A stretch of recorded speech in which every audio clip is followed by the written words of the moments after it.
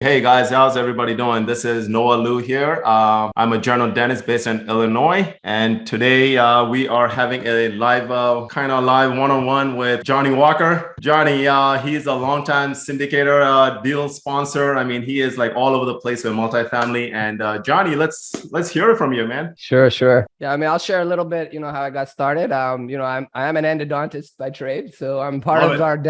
our dentist community. I graduated from NYU. I believe this is your alma mater as well, Doctor. Oh, awesome. Yeah. I Awesome. did my postgraduate endodontics there at NYU, and so I graduated 2008. While I was in school. So I mean, I'll get right, kind of right to it here. So in 2008, when I was in dental school, 2005, my father started having some success with real estate, flipping property. Wow. He started pushing me like, hey, listen, me and my brother were in dental school at the time. He's like, hey, listen, you guys need to get into real estate, So I read a book that he gave me called Creating Wealth by Robert Allen while I was, third-year dental student. So at this, I'm like, wow, this is a way that you can really, generate wealth, and I was just blown away by, how much wealth that could be made from real estate, so that changed, I was already thinking along that mindset when I graduated from dental school. So, fast forward 2008, I graduated from NYU from endodontics. 2009, it's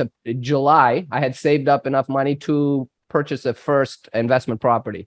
2009, my sister-in-law was doing her MBA program at Seton Hall University. So I was living in Manhattan at the time, couldn't afford anything in the city. So I said, hey, listen, why don't you let me buy that house near the university? I've heard buying homes near you at that time, buying near major institutions like that is always a great investment, right? So I bought that house in 2009 for $290,000. I rented it for $2,400 to her and three of her classmates. Long story short, that single family house, today rents for $4,100 a month from 25. Now that house is worth well over, $650,000. So it's, I saw that, the ability to, I saw that from the beginning. From there, I went and bought a second property and a third property. They're both residential. That was 2000. So Jonny, let me interrupt you for a little bit. Sure. So when you graduated, that was 2008. That was like right at the peak of, the crash, right? I graduated in the recession. Yeah, I know. You had some guts to do that, man. So what made you do that? Like you knew everything was going down. Well, to be honest with you, Noel, I didn't know anything was going down. I was focused on tactic, right? I didn't have an overall strategy, right? At that time, it was tactics. When you're reading real estate books, you learn about seller financing and all these different nuanced things. I didn't have overall strategy. I didn't look at overall macroscopic factors. I mean, I didn't know. I didn't have the foresight nor the knowledge, nor the training. We're not taught any financial literacy at all. Especially not about real estate investing in our professional program. So especially not endodontics, right? Right, exactly. We learn endodontics, and then that's where it ends. It's considered impolite in our dental programs to even speak about money. How, what insurance should you take? Should you take insurance? We don't even have these discussions at dental school. At least I didn't in mine, so it's hard to know anything about money, right? So anyway, so I didn't know. I got lucky that I bought a well-placed property. I would say so you bought a second one and a third one, and then I bought a third one the next year. Correct. Each year I kept buying one. Then I started learning. I'm always learning, reading. I started learning about commercial real estate, and I realized that single-family homes wasn't the best way to develop significant cash and make significant wealth. So I wanted to. Cash flows was very important to me. Building wealth was important to me, and I realized single-family homes isn't the best way to make a lot of money. So I said, okay, I delved into the commercial world. In 2012, I bought a parking lot, in Pennsylvania. So at that time, I was working at Aspen Dental. Most of you probably heard of Aspen Dental, which is, at that time is 250 locations, and I was making a great amount of money, but I didn't have any kids. I was living in Manhattan, and I was commuting to Pennsylvania where there was double the work, and I was making double the income that I would make in the city. So I would go out to these towns, small towns, and rotate through different through small towns and rotate through different Aspen Dental locations. So I'd be in, for example, Wilkes-Barre one day. I would stay in a hotel, then work in Scranton. The next day, stay in another hotel, work in Hazleton, and then come home. But I would be there for 2 nights. Rather than just going to the hotel and watching TV and go to sleep after work, I started driving the neighborhood, looking for property. This is what my dad, I ran ads, local ads in the newspaper. Are you looking for parking lot to buy or sell, looking for strip malls? And my dad had taught me that, run ads. You never know what happens when you just run ads. You don't Craigslist, whatever, So I ran ads and I came across a parking lot guy that was looking to sell a parking lot. It was an old guy. He had owned it for 40 years. He hadn't been keeping good books. I got it for a good price. I was triple net lease. And you still had your 3 single families. There's 3 single families. Then I went to, I said, forget this. I let that. Oh, so you sold it? They didn't sold. No, they're there. They're rented. Oh, okay. They're there. I'm managing now, right? So I'm managing my units now, right? So now I'm looking to expand, but go into commercial now. So I bought a parking lot, which was doing well. Then a lot of my friends, they started, my friends that are dentists, they start seeing me investing in real estate, having some modest level of success. So they want to start investing alongside me as well. So I said, fine, love it. Great. So then we bought a strip mall, with two of my dental buddies and my mother. My mother also put some money down and we bought the strip mall. Then we went on to some industrial land, warehouse, mixed use building. My wife bought her dental practice. We bought that building. So, on paper, everything looked good. Right. Like I had amassed fast forward a few years, I had amassed close to 10 properties. Portfolio, 10 properties. Right. And nice. I was making a big income as a dentist, as an endodontist, in the high 6 figures, push. So you said your wife is a dentist too, correct? My wife is a general dentist. Yep. Oh, nice. Yes, nice. Yes. Yep. And so I start, then it came to a point, like I'm really making a lot of money as an endodont, I'm making tons of money as an endodont. If I have 10 properties on paper, I look wildly successful. I have a multimillionaire on paper. I'm making an income of close to $1 million. Like, guys got it all, right? But I didn't, something wasn't right. Like I had reached the ceiling. I had 10 properties. Like my goal was, hey, look, I'm just going to keep buying property after property, keep increasing my cash flow. And eventually I'm going to have all this cash flow and all this money in real estate. But I didn't have a strategy, right? Again, I was just using tactics. I'm just buying random properties. So what happened is I reached the ceiling. And now I fast forward. I'm not spending nights in hotels because I have 2 young children. I'm a very involved father. I'm a very involved husband. I want to be there with my family, with my children. And I quick story, so my daughter is, like the apple of my eye. I'm sure every daughter is over there for their father is the apple of their eye. Love it. Kindergarten. Right. My daughter's kindergarten recital. I had purposely lowered my schedule so I could finish at a reasonable time so I could make it to the recital for that evening. That evening, of course, in dentistry, like nothing goes to plan. Right. I ran into a very difficult case at the end of the day. It went over. And then an emergency patient from our best referring doctor says, can you please get in our VIP patient? He's in extreme pain. We need to at least, send him over. I'm like, listen, I can still make it. I'm going to quickly do a pulpotomy and, get this patient out of pain and give him some analgesics. And I'm going to get going to the recital. Of course, I got in the car. We still got time. I'm driving home from New Jersey, from New York. I was working in the city, driving back to New Jersey. Driving back, of course, there's traffic at the tunnel. Okay. Oh, shit. I'm still going to make it. Make it. I race over to the school, get to the school. The recital starts at 7:30. I'm walking in at 7:38. Okay, I should still be able to cap. When I walk into the recital, my daughter's class is walking off the stage. So they were the first ones to perform because they were the youngest, so they go first. I had just missed the recital. Right. So then my daughter, I still can't forget this. She's in a nice red frilly dress. It was a Christmas recital. She comes up, Dad, did you see me? Did you see me perform? Did you see me singing? And, I truthfully told her, I just missed it. I'm so sorry. No, I didn't. And the crestfallen look on her face, that her little face, her hair in curls, it was crestfallen. So that was for you. This was a turning point. Yeah.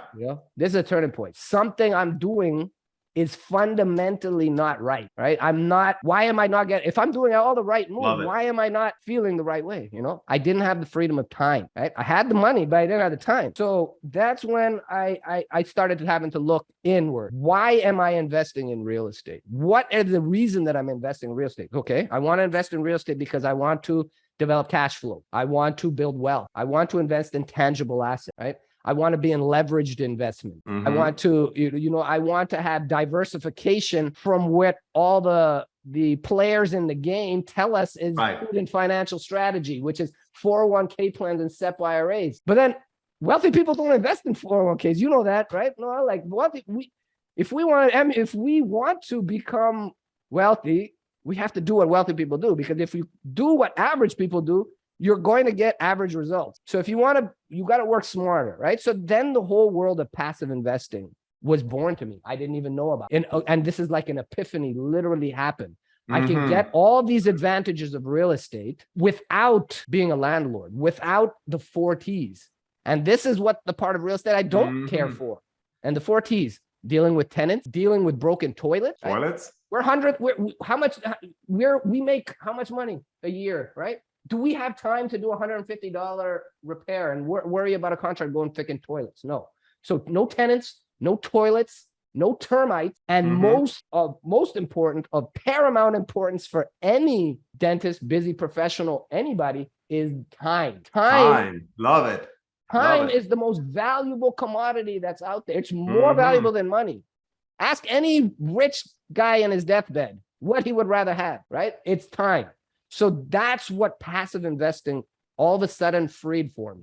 Jonny, you nailed it right on the head. You know this, Noah. That's why we've got a similar wavelength, because you also get it at the same level that I started to understand. Passive is the key to freedom, because there's a lot of people that have lots of time, but they don't have any money. Yeah. They can't really live their life, right? There's a lot of people that have a lot of money, but they don't have time. But the truly wealthy are the people that have the time and the money, so they can do what they want, where they want, when they want, how they want, right? That's the key to freedom, is the time. So now we fast forward into this world of passive investing.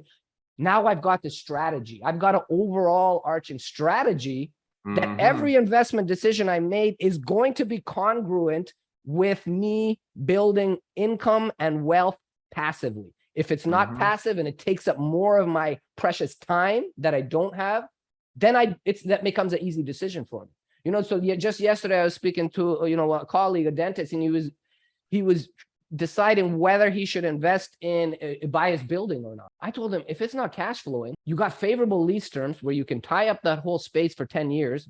That's your space. No landlord can come and take it from you if you got the right terms in your lease. Do you want to take on the extra hat of being a landlord and have managing 5 other tenants in that building? That's what you got to look at. That's what you got to really, kind of figure out. And a lot of people don't figure that out. They don't have an overall strategy. Instead, they just say, well, I heard that you should buy your practice if you can, because it's a great nest egg when you sell your practice. That may well be true, but what is the opportunity cost of that capital? What is the opportunity cost of your time because of that invest? That's what you really got to start thinking about, So now fast forward, I take my kids to school every day. I've developed multiple streams of passive income. I've created millions of dollars of wealth. I've now practiced 3 days a week, which at part-time hours, which is enjoyable for me, which is how I want to practice. I can practice 3 days a week till I'm 70, because I just live a life of servitude. I love to serve patients. I love to serve my community. So I would never quit. But now I'm working at a schedule that I actually enjoy it. When I'm working a 6-day packed schedule, no lunch every day, because I'm trying to push how much income I'm at, dentistry starts to become burdensome. That's when the feelings of burnout, that's when your physical ailments, my wrist, my elbow, my shoulder, my lower back, that's when it becomes onerous. That's when dentists say, I hate my profession. I don't want to be a dentist anymore. It's because you're burned out. You're not doing an enjoyable pace. You're not doing it for the reasons that you love. You're doing it because you need it to cover your monthly expenses. That's a terrible position to be in, and that's why I created a YouTube channel. That's why you created this Facebook group. There is a better way. There's another way out there.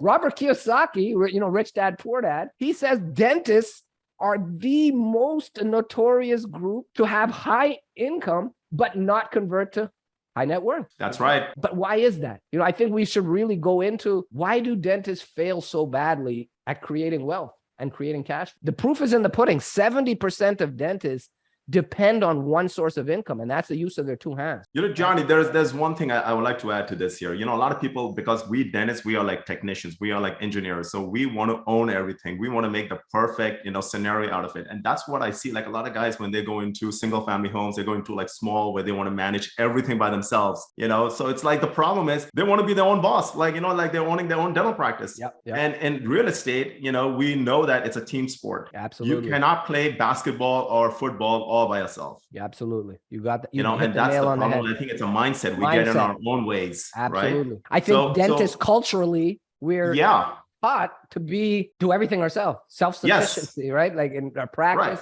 in our approach to life, and also it's the guys that also it's the players in the game. Our financial advisors. Oh yeah. Guys that make less money than us, have less net worth than us, and don't invest in the same things that they're selling to you, right? And we trust them. And we give them all our money. Yeah. To me, that's not wise. Would you take financial advice from somebody that has more money than you or less money than you? Would you take advice from somebody that's not following their own advice? A lot of these products that they sell you, they don't invest in themselves. If you ask them, hey, have you invested in these products yourselves? Have you got success from investing in these products? Have you? Do you have any track record? Or do you only get paid by me buying these products? And you get paid regardless of whether these products make me money or not. People that have stock portfolios down 40% right now, they're worse. They're still taking those AUM fees. They're still taking asset under management fees. They're still taking fixed expense ratio fees for non-performance. Oh, this is not our fault. Exactly. And Johnny, do you know anybody right now this year who was supposed to retire and they were supposed to cash out their 401k this year? My aunt. Tell me. Yeah. Tell a little bit about that. What happened? Sure. And I know so many guys. They're not happy. Everybody right now, right? Everybody that's heavy in the stock market. I personally have zero money in the stock market. Correct. I pulled everything out of it.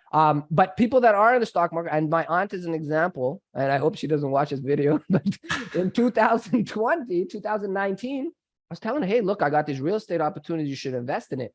Mm-hmm. And you couldn't talk to anybody in the stock market. We've been a bull market for 10 years. Right. She's heavy in tech. This early pandemic, Zoom is up, Facebook is up, Instagram is up, everything related to internet, Google's, Apple, Alphabet, all of these companies related to the stock market, Peloton, all of these companies were soaring. The NASDAQ was soaring to level. NASDAQ was carrying the whole stock market. And so you couldn't tell anybody anything at that time, right? So, hey, you should try to get into some real estate too, because you think you're diversified because I have ETF, I have, IRA, I have it. No, you're not diversified because everything's in the stock market still. You're still all completely in paper, right? So, and the stock market as a whole came down and everything comes down. So now, long story short, for her, she had built a considerable nest egg. She was at retirement age. She was retiring early at 62 because she had a great amount. Now, huge hit.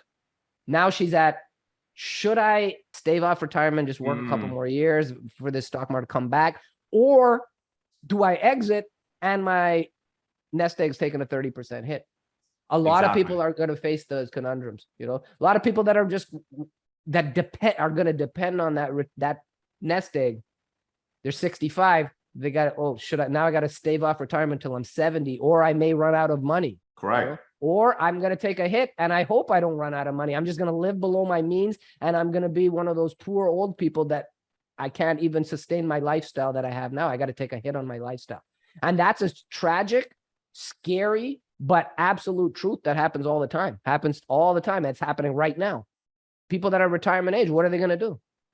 What's your options? You have to change your strategy. Recession's coming. You're going to just put your head in the dirt and hope that things just, work out in your favor? Or do you have to pivot? Yeah.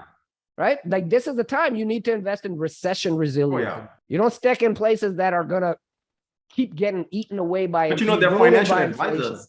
I'm sorry? The advisors will keep telling them, just hang in there. Yeah. Market always come back. The financial advisor will tell you. Market will always come back, and they'll show you like history data from the 50s. Yeah. Right. And they'll show you the charts and see it goes down, then it comes up, it goes down, it comes up, which is true, by the way, right? Yep. But what kind of a way is it to live and speculate and not knowing what your future is going to hold when you can, invest in something which is real, not you paper. Can predict. Yeah, Right, it's not predictable. paper, and you can predict, you can do the underwriting, you can get the results, you know what the numbers are going to look like. And if you're in the right location, the right market, the right state, The I mean, risk is almost it's a no-brainer. you can mitigate risk down to the lowest levels. Correct. Mitigate risk down to the ground if you're investing. But then somebody will ask you, way. like, is there still a risk? What would you say?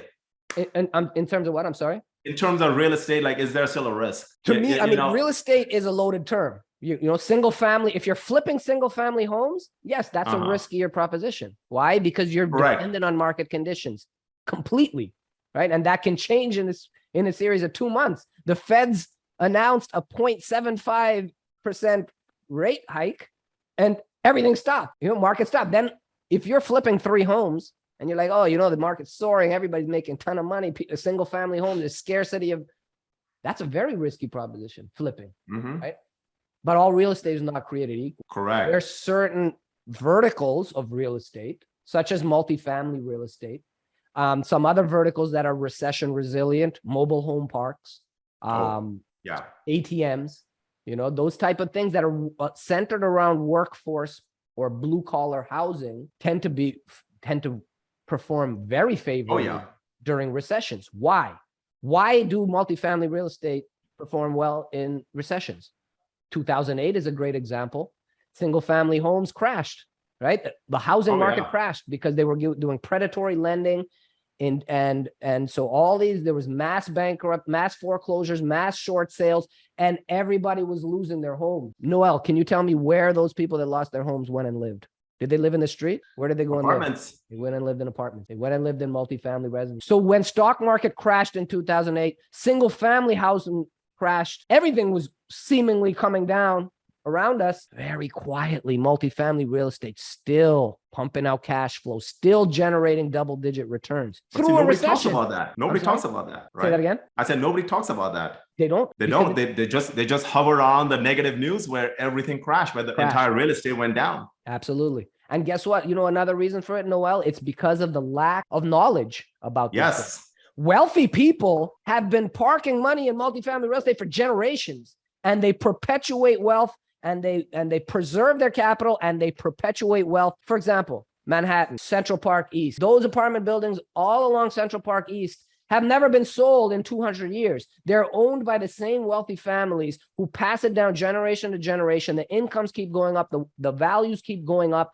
and their children are born into millions of dollars of passive income. This is the difference between wealthy families and the average families. You know, they find a way to get and perpetuate wealth, you know, and so apartment buildings is the best. You know, it's a great hedge against inflation. Why? Because why is multifamily so big on my thesis, right? In my investing thesis, I've been in commercial, I've been in retail, I've been in industrial, a lot of different verticals, and I landed on multifamily for many reasons. Number one, the commodity, the product that we are selling, providing in multifamily real estate is human shelter. This is a basic human need, right? One of the three, right? I'm sorry. One of the three human needs. Yeah. Food, water, shelter. Shelter. Right? Basic needs. Love it. People cannot. So that in itself, in bad times, people tend to move to apartments. That's why we have a recession coming up. I'm parking heavily investing capital in multifamily real estate. It's going to perform. It's going to provide cash flow. You know, it's going to give you predictable ways of building wealth. When you're in the stock market and you're like, hey, look, I'm going to retire in 7 years. What will the market look like in 7 years? Hopefully it's on an upswing. I'm not saying you can't make money in the stock market. Let me qualify that. Okay. Let me qualify that from the beginning because right. But is it the best way to do it? Is it a predictable strategy to do it? Can you spend the time and money and do the due diligence that you really need to do to make money in this game? Because throwing it into a 401k or an ETF and just hope and locking up your money for long-term and hoping for the best is not prudent financial strategy. That's not strategy at all. That's gambling. You know, that's tantamount to gambling. Why would you speculate? You know what happens is speculate. You know, some of them do great, most of them don't. You know, so that's why we focus. I switched my focus strictly to passive investing. You know, so which is why, Johnny, you know, if you're absolutely right. It's like when you're saying at this time, I would say there's a lot of guys like big hitters There was another podcast from Old Capital that I put up there a few weeks ago, and they said exactly. Charlie Young, he said exactly the same thing. He's like, you know what? They're hitting the gas. Anyone that I'm speaking to, like the big institution guys, like Grant Cardone was mentioning about the other day, like BlackRock, KKR, these guys are going all in multifamily now. It's like there's all this trend that's happening. It's happening for a reason. Yep. And here we are just sitting and thinking about single family homes. And single family homes, you and I, we know like how the NOI works, right? How the valuation works is by comps of the other houses. Yep. And that does not apply to multifamily. So, if you want to talk a little bit about like the valuation process and, like how people would invest and how would they make their money work for them in multifamily, what is the engine behind it? So that, somebody new, like have no clue, no idea, like how would this start and how would it know, like, hey, you know what, if I put in 100 grand, what am I getting back in 3 to 5 years? Right. What is my multiple? So if I get the question right, it's, how am I making money with right? How so as a passive, like let's say if I come in and I go like, hey, you know what, I'm interested and I want to invest passively. Yeah. I want to still do my main thing, which is my dental or I'm a physician. Yeah. And how do I make, like, let's say I have 50 grand lying around, 100 grand lying around. How do I make it work? Sure. And know that it's going to be like predictable. Sure. So, that's an excellent question. And there's probably multiple parts to that answer. To start with the first part, if you have 50 and 100 grand sitting around in the bank, you are doing yourself a huge disservice, number one. Okay. As Grant Cardone's favorite line is cash is trash. Right. Because you got inflation eroding. You got 100 grand that if you had 100,000 that sat around for the last year, you have $92,000 or less of spending power on that 100 grand. That's number one. So definitely the last place you want to do is save money in an environment like this. Like Robert Kiyosaki said, why would you save money when they're printing money? Right? 40% of all US dollars ever printed was printed in an 18-month period between 2020 and 2021. Absolutely. Right? Why save if they're making it, right? That's number one. So now you realize, like, look, I need to put this money to work. So and I quote Robert Kiyosaki a lot because he just at a high level, I feel like every dentist should read, Rich Dad, Poor Dad, Cash Flow Quadrant, because it just gives you this overall mindset of how you should approach making decisions, especially financial decisions. Now, putting that $100,000 to work. Okay, so now for me, I'm a successful dentist, right? I'm generating income and I'm learning. I'm taking on consultants. I'm listening to podcasts, and I'm learning more and more ways that I can create more income, right? But now that's active income. There's two arms to this, right? There's active income, and then there's passive. Majority of dentists. So keep working out this arm, right? We keep doing the consulting. We go to CE courses. We get more experience. We expand our way to make money. This arm becomes massive. But then there's an investing arm. We're taking advice from financial advisors. This money's not working hard enough for us. It's not about how much money you make. It's about how much money you save and how hard you can make that money you save work for you. That's going to make the difference, right? So now we need to get into dentists, you need to put more intentional thought and focus onto growing this arm, the investing arm, because this arm, when you feed it, this is you're exchanging time for money. Here, you're putting money to work for you. The more money you have working for you, the more money that it will start to generate. This takes the longest to grow and takes the most intentional time. But once you get this grow through the forces of compounding, this arm will greatly exceed what your income and wealth is from this side. If you're putting a proportionate amount of your earnings, even if you're a giant DSO owner, love it. If you're putting a proportionate amount of your income, set amount, and that'll grow the more income you have into this passive arm becomes incredible Hulk. That's when you don't even need this active income anymore. This becomes optional. So what we all need to really focus on, how can we build this arm into a monster? The way that I figured to do it is I want to save time also, but I also want to get incredible returns, and I want to develop cash flows because I understand that cash flow is what's going to pay bills. Just saying, oh, my stock market portfolio is worth $8 million, but I got no money from it. And the only way I make money from it is if I sell it And then I get tax capital gains. And then, you know, some people might argue there's dividends. Dividends is a form of cash flow, but not significant like in real estate. Right. And you're still taxed. It still flows through as ordinary income. So the cash dollar for dollar is not the same from real estate where you can get tax advantage dollars.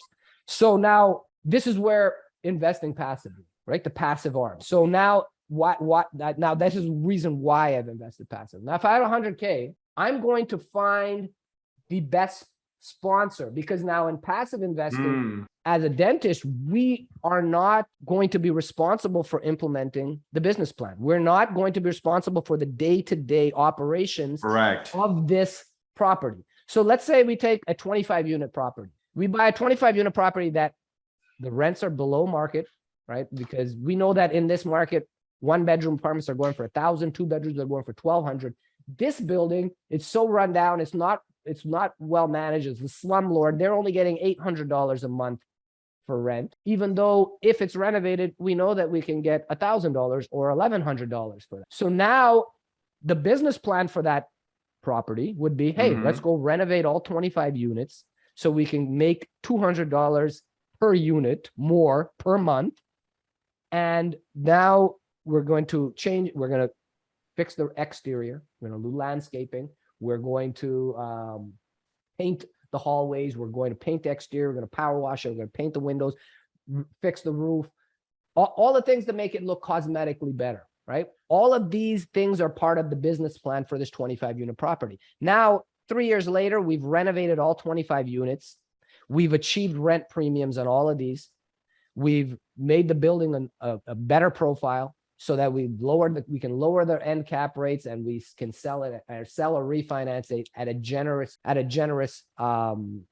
profit. Now, we as a passive investor, we're not going to be the one doing that process. We're not going to be we're relinquishing our role on a day-to-day to make this investment passive so that somebody else is doing it. Now, who that person or entity is that implements that business plan is of paramount importance. Can that entity or person, how likely is it for them to take this property from point A to point B and generate the profits that's promised? Love it. Yeah. Right? That's what we need to focus. That's the most important player of the passive investing game. It's not the building or the asset itself. It's not even the market itself. By far, the most important is the person that does that. And that's called, in the multifamily real estate space, it's called the sponsor. So that's who I'm looking at when I'm looking at, I don't chase the what. What is the best vertical? Should I invest in nursing homes? Should I do retail? Should I do industrial? Should I do car wash? Should I do any of these things? The vertical is not who we need to chase for. It's not the what, it's the who. It's the who that's the most important, because the truth be told, in any of these verticals, there's people that make millions and millions and generational wealth in any of these verticals. So the key is to align yourself and sponsor and partner with those people that inspire you, that are doing things already that you want to do, that you people that you align with their core values and goal. Because what happens is, if you're like, hey, look, I like mobile home parks, and I'm going to find an operator that does mobile home parks, and just because they like mobile home parks, you invest with them. But then 3 years into the investment, remember, this is an illiquid investment, right? This is an illiquid, non-marketable security. So you are going to be tied with the sponsor for years to come. So if you find out 3 years in that, hey, look, we're both into this, but our core values don't align, it can make for a rocky relationship. So that's why you have to get with a sponsor that you align with from a core. And when you're that's why choosing a sponsor, the due diligence is very, very important, right? So I've created a 31-point checklist for just the sponsor due diligence. That's available for free on my website. It's a free download, so if you pass on that. What's your website? What's your website? Sure. It's www.walkofwealth.com. WALK of OF Wealth, WEALTH.com. And I have several, there's blogs, there's all kinds of stuff about learning about, multifamily real estate. But the main thing is with the sponsor, I created a list, and these are the checklists, and these are the check boxes you need to check off in order for you to even consider doing business with a sponsor. Also, you should have some type of, you shouldn't do business with somebody you just met. If you just met a sponsor, you shouldn't do a deal with them. I don't. I followed these sponsors for years before I ever even considered doing a deal. For example, there was a guy that I followed his, I read his book, right? It's a definitive guide on multifamily real estate due diligence, the number one book on due diligence. I read this book 3 years ago, and this was a formula. This was a great experience for me, and especially learning about the due diligence of multifamily. I started following this group, on social media. I watched their offerings that they did. I didn't participate, but I watched to see it as they took it full cycle. Now, which means full cycle means buy it, acquire it, implement the business plan, then sell it, and return investors their capital. That would be considered going full cycle. These guys, I watched them go full cycle on it. Then I invested my own capital on the next deal. I watched them go full cycle. I looked at their reporting. I looked at only after I'd done 2 deals, then I brought an opportunity to my investment group, mostly dentist. But you have to treat it like dating.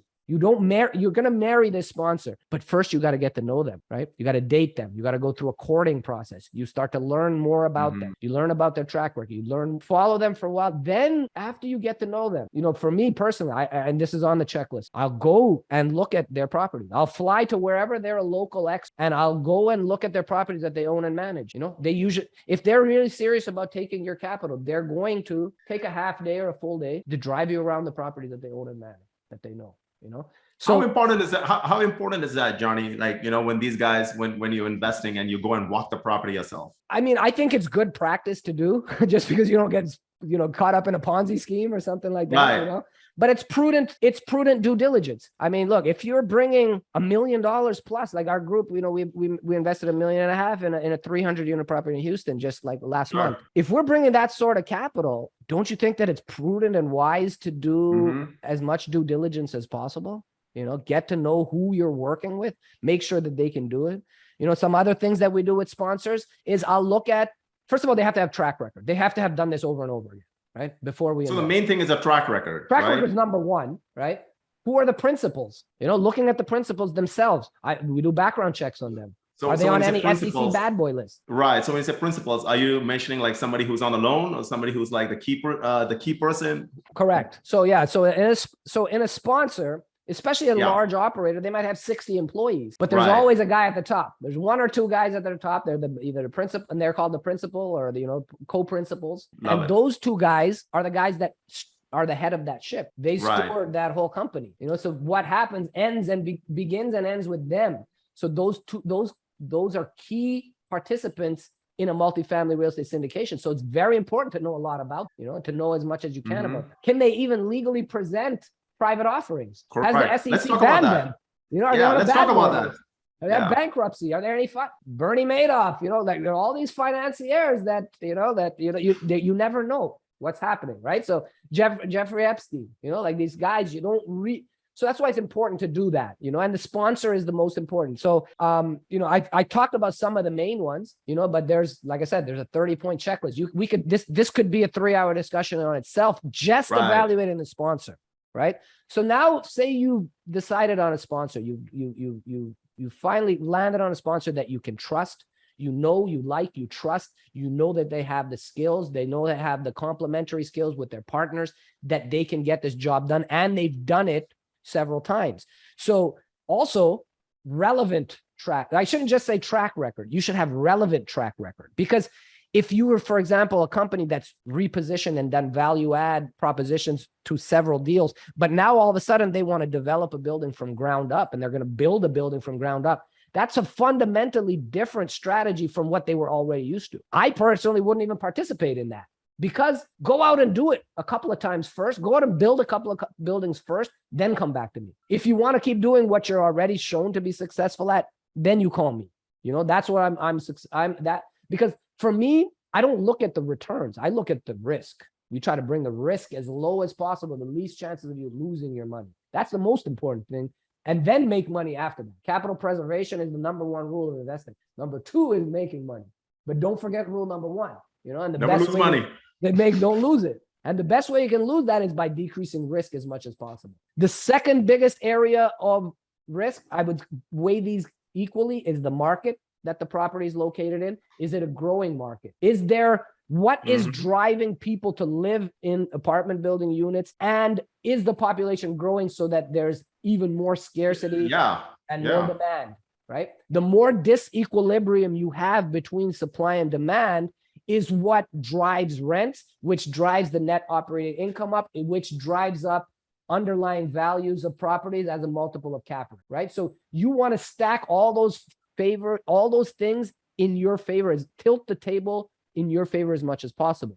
So we invested in Houston. I purposely looked for Houston because I know Texas is the fastest growing state in the country. 300,000 people moved to Texas last year. 200,000 people moved to Florida. 100,000 people moved to Georgia. 100,000 people moved to Arizona. 80,000 moved to North Carolina, all in the Southeast and Southwest. So I'm focusing on these areas. Why? I love Houston. Why? Houston has multiple diversity of employment. There's a lot of major employers in Houston.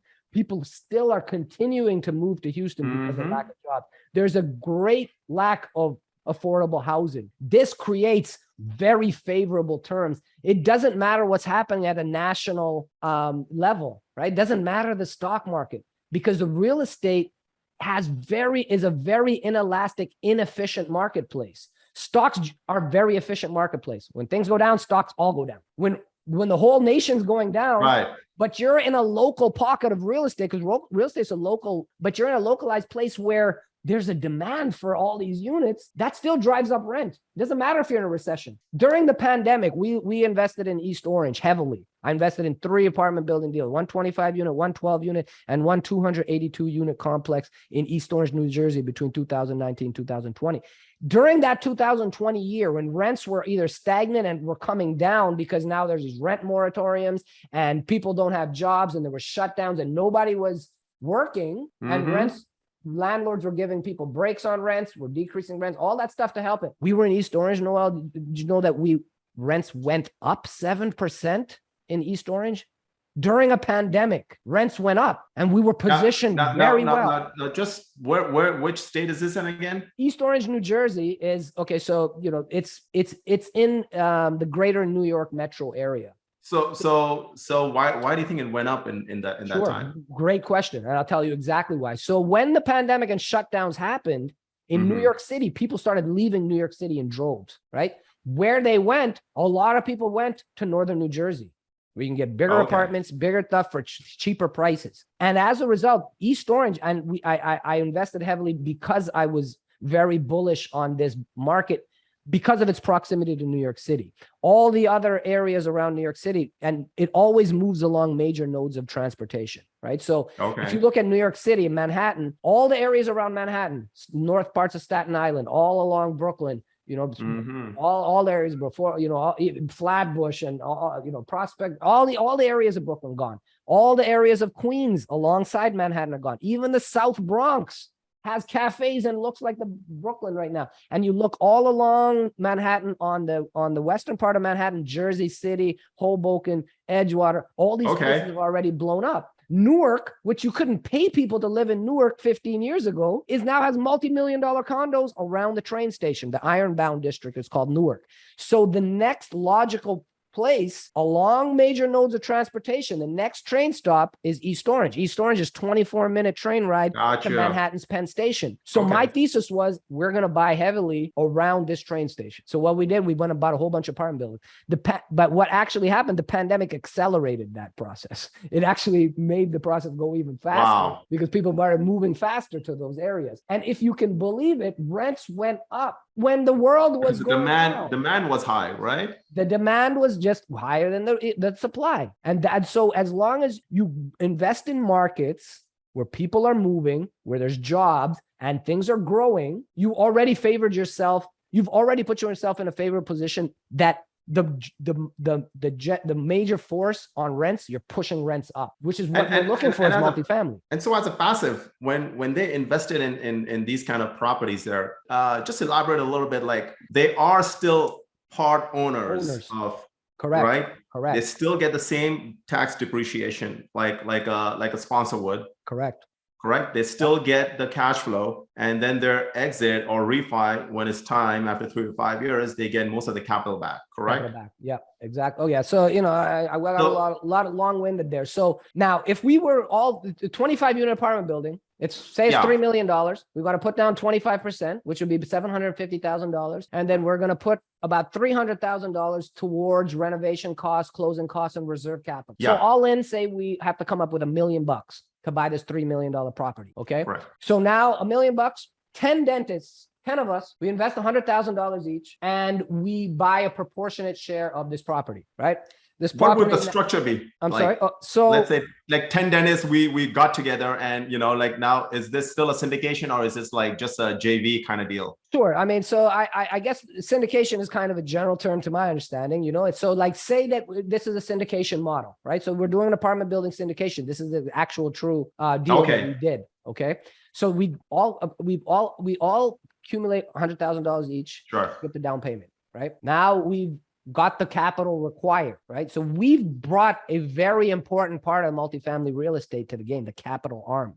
Without capital, none of these deals are possible. They're just dreams and wishes and hopes. So that's what we're bringing to the table. Now we go and partner with a sponsor that's going to actually go out and acquire that 25 unit property. They're going to renovate it. They're going to do all the things to make it profitable. At the end of that deal, we are going to give them 20 to 30% of the upside, right? We're going to share the profits with them as long as they make it work. And for me, as a passive investor, I would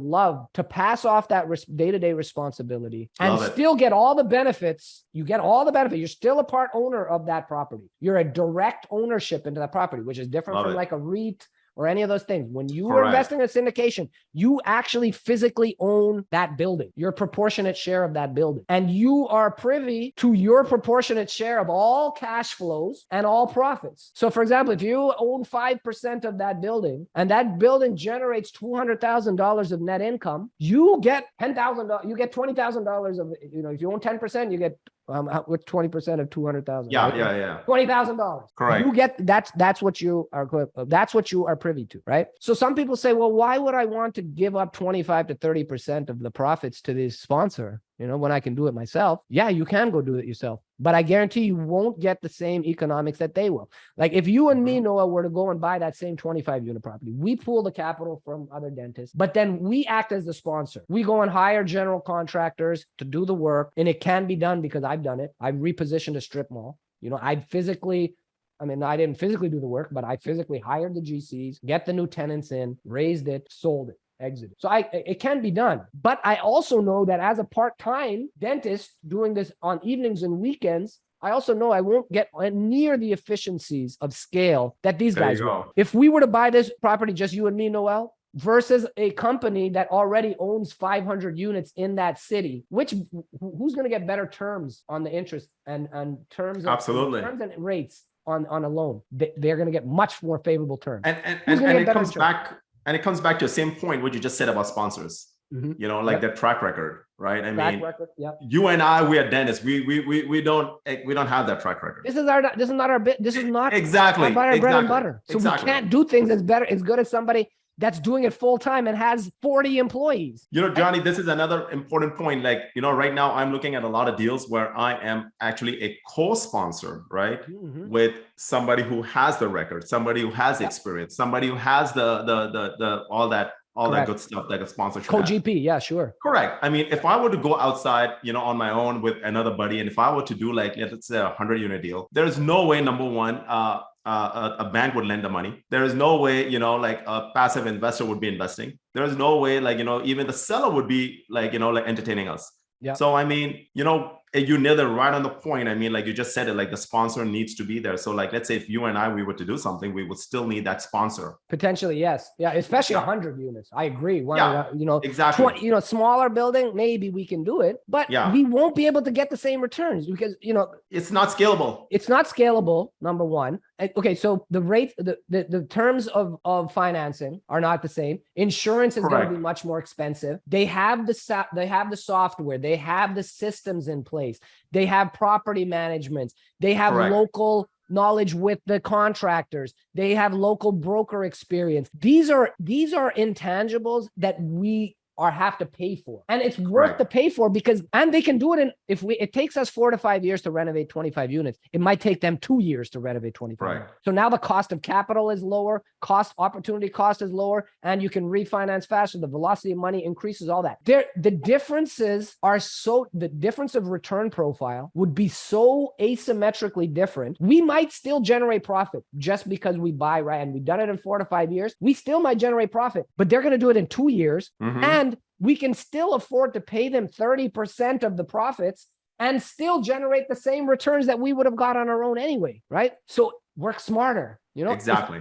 I can get this if I can achieve high rates of return. And when I invest in these multifamily syndication, my goal is to double my money every 4 to 5 years. Absolutely. Right? If I invest $100,000, I should get at least 6 to 8% cash flow per year, which is $6,000 to $8,000 of tax-free. Income tax-free, right? At least at present day, right? Income tax-free dollars, not going to increase my already very high active. Right. It's not going to burden that. Instead, I'm getting the passive income and I'm going to grow that capital. I'm going to grow that capital in a tried and true, predictable pattern. I don't have to worry about all these squeamish ups and downs or, I can't stomach it. No, I know that I'm going to make roughly about this much if things go right. And what would you say, like every year after year, let's say, first year you put 100 grand and now, you're letting it grow. Now, second year, you put another 100 grand, another deal, you're letting it grow. You put another 100 grand. After 10 years, what just give me a rough idea, like everybody can understand what are they looking at. Yeah. I mean, listen, after 10 years, I don't want to come out on this thing and give all kinds of promises and all that, but no, it's not promises, but yeah, no, I'm it's not like stock market, right? I mean, you look for 100 grand and you don't know what's going on. What is it going to be? What is your stock market going to be worth in 10 years from now? Yeah. What's it going to be worth in 5 years? What's it going to be worth in 6 months from now? We don't know. I don't know. That doesn't make for prudent or wise financial planning. Right. With this real estate, we know it's based black and white. It's objective, right? These are completely based on numbers and income. Yeah. The better that you are at predicting those numbers and that you keep conservative approaches, the level of risk, Noel, compared to any other real estate any other investment period. Precisely. Multifamily real estate will give you the highest returns on a risk-adjusted basis. Point blank, period. Not just in real estate. That word. I'm saying that right. Love that word. You quote me on that. This multifamily real estate is the best investment on a risk-adjusted basis. And it's a proven strategy. You will make millions of dollars. If you put, going back to that, if you put $100,000 per year into a asset class that's going to generate 12, 15, 18, 20% per year, every year, you're getting that money back and reinvesting. So you're getting the effects of compounding. Albert Einstein said compounding is the 8th wonder of the world. Mm-hmm. If you consistently invest in cash flowing assets year after year, you will be beyond wealthy. You'll be multi-million. And Jonny, just one more thing, right? I don't want to say guaranteed, but it is guaranteed. Right. It is guaranteed, right? So like somebody would be like fresh. Yeah. If I were to put in 100 grand, regardless of my return that I'm getting, right? So I'm putting 100 grand every single year. Now in 3 to 5 years, my first 100 grand that I put in 5 years ago, now that became let's say 1.8 or 2x, right? Yep. I take that whole money, I put it back in, plus my 100 again that I'm putting in. 300 now. You put in 300. 300, right? So now 3 becomes almost 5 to 600 in another 4 to 5 years. So now I'm still putting in that 100 grand. I mean, this is crazy, isn't it? It blows you away. It just, yeah. And you can literally make millions of dollars without doing any of the work. Without getting a tenant. Without managing tenants. Without the 4 T's, right? Without the 4 T's, correct? Tenants, termites, toilets, right? Yeah. All of those things. And it's very possible. I was at a real estate conference, in my mastermind group, and there was a panel of speakers, and their job was passive investors. They literally, all they did was invest passively and live off of the cash flows while continuing to build their wealth. Like at 8% cash flow, Noel, it doesn't take a lot of capital. Okay, so if you had 8% cash flow, right, which is not unreasonable at all in the multifamily space. Mm-hmm. If you invest at 8% cash flow and you have $3 million invested, that's $240,000 per year of passive income. Mhm. And if you, a lot of these sponsors are giving monthly distributions, Correct. right? So if you imagine you have $240,000 a year, that's $20,000 a month of passive income. That $240,000 is equivalent to $450,000 of dentist income. Mhm. How many dentists here would like to make $450,000 a year, but not go and drill any teeth? Which is the easier way to make money? Which is the easier way to make $450,000? With your money working for you or you breaking your back to do dentistry? You know, You nailed it right in the head. let's focus more. Let's really hit this investing arm. All dentists can do this. Even if you're a dentist that makes $100,000 a year, but you learn to live on 50% of your income or 60% of your income, and you can put 40 grand or 50 grand a year into real estate, you will still be a multimillionaire in a very short time period. You know, it's just about once you've made that strategy, you understand the tactics, you go all in on that. That's what wealthy people do. They don't diversify. They have focused investment. Correct. Right? Correct. They focus on an area and they become very wealthy at it. It's better to go deep than to go wide. Exactly. Exactly. Right? So that's what we're trying to do here, you know? You know, and that's another thing too. Like a lot of people that take advice from all these guys, from all these gurus coming online. It's like, when are you taking the advice from? You know, like Warren Buffett, like now he's like, hey, you know what? Diversify. But I guarantee you when he was young, he was all in. No, right. He was all, when he started, first he was in all the penny stocks, all the shit that nobody else wanted to buy. Then he focused completely on insurance companies, right? He owned tons of insurance. He was focused, right? Yes, completely focused on insurance companies. Yeah. He's still the biggest owner of Geico. You know, when nobody knew what Geico was, he was the guy who was buying tons of Geico, and he bought all kinds of insurance companies. So Warren Buffett has been a value stock, and you can't even take his and say, oh, he's a stock market investor. But he's not a stock market investor that you are as a dentist. Believe me, Correct. When he makes moves, it's because he's taken over the board and he's going to change the whole trajectory of the company. Or when he invests money, a whole bunch of other funds are going to do exactly what they do. They mirror what he does and they copy him. So he can move markets with his decision. It's not the same game. It's not the same game that people buying stocks on Robinhood. It's not the same game, you know? So and then it comes right back to your point. Like, you know, when you are as an endodontist, you are practicing when you want to practice. And, you know, like if you want to practice and you're doing it as a passion, you're not doing it because you have to. Correct. That changes your whole life. You wake up every day like no burden, you know, you feel good. Yeah. It's not just about money. It's about, wealth and your is patients measured feel in it. money. What's yeah. that? Wealth isn't measured in money. Will feel it. Yeah. Yes. It'll reflect on your entire life. You know, money. Rich is measured in money. People that are rich are measured in money. People that are wealthy is not measured in money. Wealth is measured in time. If you were to step away from your job and active income, how long could you last without decreasing your lifestyle? Is it a month? Is it 3 months? Is it 6 months? Is it 1 year? Is it indefinitely? That's what wealth is, because these wealthy people, they don't need to work to generate income. They have assets that generate income. They don't pay any taxes. Wealthy people don't pay income taxes, right? Why do you think Donald Trump doesn't want to show his tax returns? He has so much real estate, so many losses. I mean, he might have real losses too with his business, but we won't touch that. But normal average Joe would not understand his taxes anyways, right? Yeah, we won't touch that right now. Yeah, right. That's a sensitive topic, yeah. Yeah, it's a hot topic. It's a hot topic. It's not that type of show, guys. It's not that type of show. Right. But, you know, it's these really wealthy people, they don't pay taxes. They don't income taxes. And how do they do that? They have assets that pay in.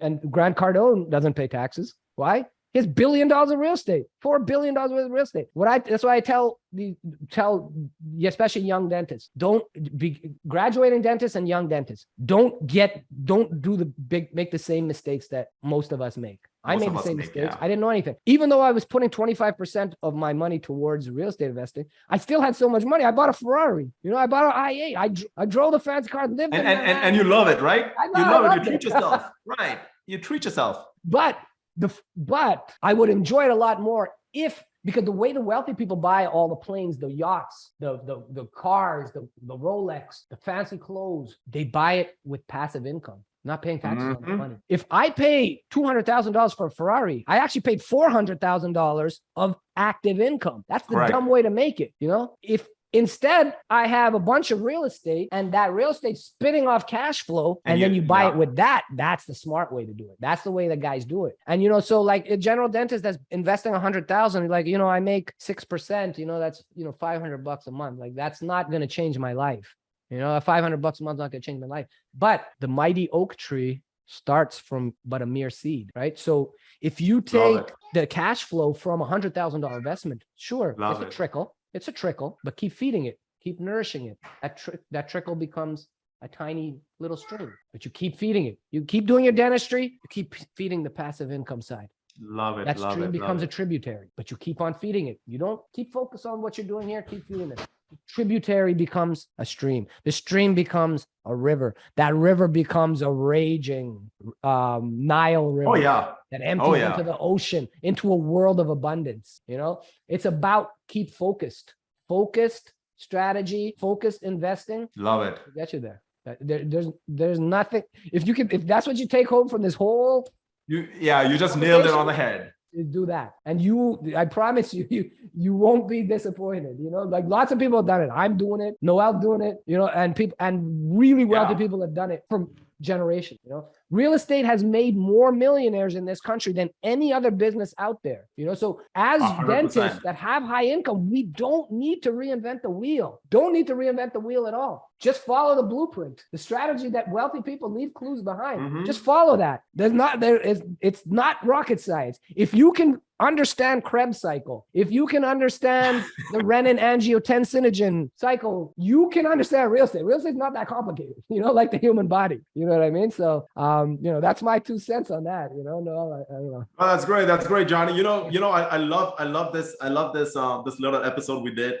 You know, like going over so much stuff, like why and I think we should do this one more. I agree. We should there's do so another much one. To cover. You know, we could. You know, there's so much stuff that we can talk about. Yeah, for sure. I think the next topic, I think we should definitely cover like the basics for like the new guys. I know in our group we have a lot of guys that have been doing it. They are syndicators. They are doing like, you know, a lot of the multifamily. But let's target our newbies. I agree. Our beginners. We should focus on financial literacy, you know, because and we owe a responsibility to each other as dentists to share this information. You know, we got to share this. We don't need to fall into the traps and follow the norms, because that's not going to lead us to where we were trying to get to. You know, love it. Living a life of true freedom is well within our control. You know, it's well within our control. That's what that's what we really should empower our colleagues. Like, listen, there is a way out. You don't have to be a dentist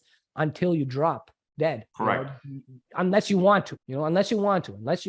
Right. That's the key, right? So yeah, I think that's great. You know, I would love to do, you know, future episodes. All right, cool. I think we should definitely do that. I loved every single minute of it. I mean, you dropped some nuggets. Yeah, that was great. I appreciate it. Yeah, I had a great time here with you, man. Yeah. So yeah, well, let's do it again. I'm open to that. Awesome. You know, maybe, you know, whatever people want us to cover topics, let's do it. You know, we can do breakdown topics every week or every 2 weeks, you know. Absolutely. I'm open to it. Yeah. So guys, I mean, if you love this, what you heard, you know, you love Jonny, you love what he shared, I would definitely, you know, have you guys put some comments underneath, put some, you know, DM me or DM Jonny, and then, you know, let's get this rolling. Keep moving the ball forward. The entire reason for this group and what we're doing right here is just to educate. I mean, guys, this is free. It's not like, you know, we are making any money out of this. There's no like, you know, like any kind of, you know, kickback or any of that stuff. So if you're enjoying this, you love it, hey, just put a comment, put a like, and let's get rolling. Awesome. Thank you. I appreciate your time. All right. Good deal, Jonny. Thanks for your time. You have a good Sunday. Yeah. And too, by the way, it's Sunday morning that we're recording this. So let's go. Sunday morning. We're up early. I love it. For you guys. Yeah. Love it. Okay. No, have a good one. All right. Hey, take it easy. Okay, man. Okay. Bye-bye.